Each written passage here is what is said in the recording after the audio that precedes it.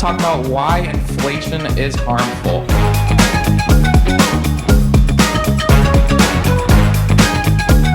You would have had $1.6 million in purchasing power. And I want you to be looking at the side that says inflation rate 1965 to 1985. And it is up there as well.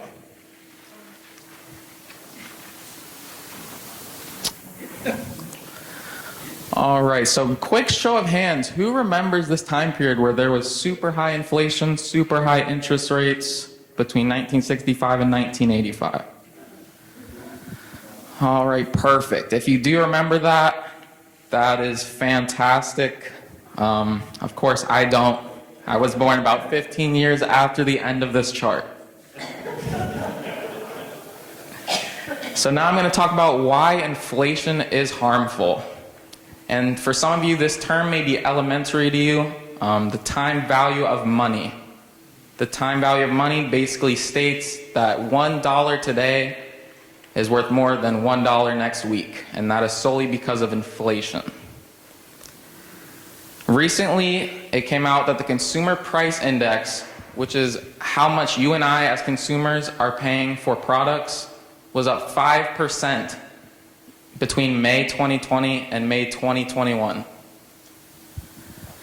This increase is going up at the fastest pace since 2008. And we all know what the financial markets looked like in 2008. So what can we do to protect against inflation? Some of you might say gold. I have read a lot of articles that point to gold as the best thing for inflation. Some of those can be a little bit biased as they're trying to sell you gold. Gold did have a price increase of about 30% annually in the 1970s.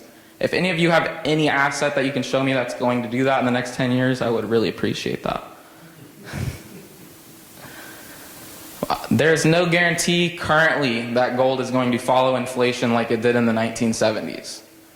In 1973, the gold standard was erased by the US government, so they were no longer paying a set price for gold. The market basically set the price, which is why it gained so much during the 1970s.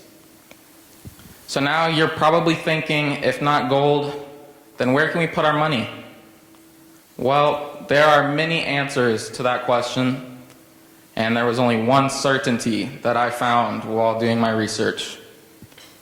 And I will get to that certainty in just a bit. If you could go ahead and flip over your handout, you will see a chart titled Value of Cash versus the S&P 500 in the years 1965 to 1985, the same period as on the other side. That bottom line is going to be cash.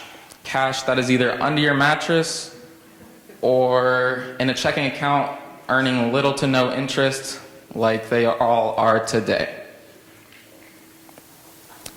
That cash between 1965 and 1985 lost about 75% of its value.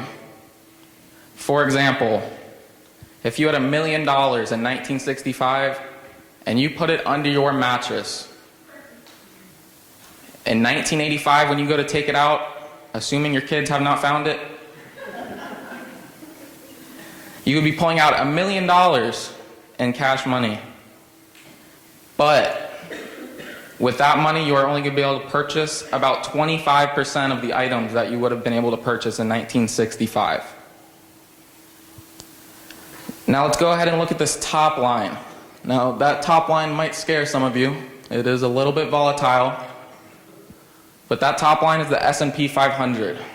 If instead of placing that $1 million under your mattress and you place it in the S&P 500, you would have had